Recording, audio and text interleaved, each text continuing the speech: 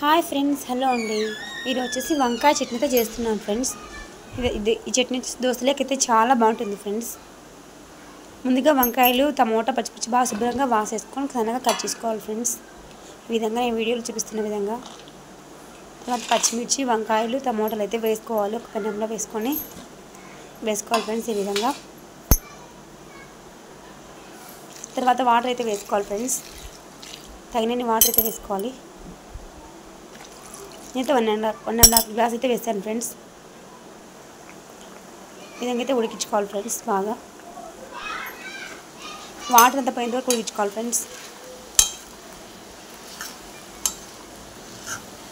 సరే, ఈ విధంగా కలుపుకోవాలి ఫ్రెండ్స్.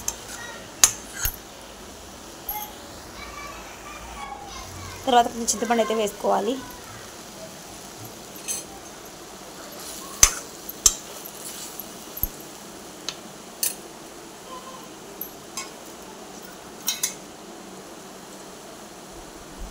తర్వాత కొంచెం ఆయిల్ అయితే వేసుకోవాలి. ఆయిల్ వేసిన తర్వాత బాగా కలుపుకోవాలి ఫ్రెండ్స్.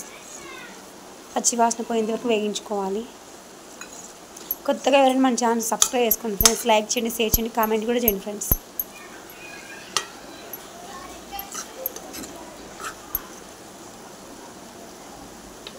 విధంగా బాగా వేగించుకోవాలి.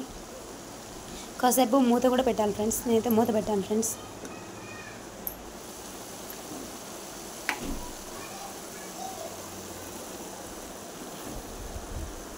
ఫైనల్గా అయితే రెడీ అయింది ఫ్రెండ్స్.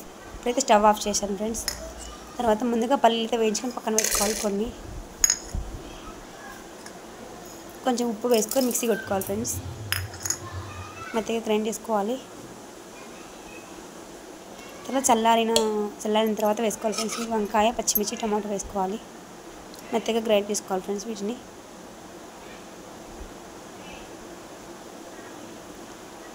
తర్వాత కొంచెం వాటర్ అయితే వేసుకోవాలి ఫ్రెండ్స్. తగినన్ని వాటర్ అయితే వేసుకున్నాను ఫ్రెండ్స్ నేనైతే.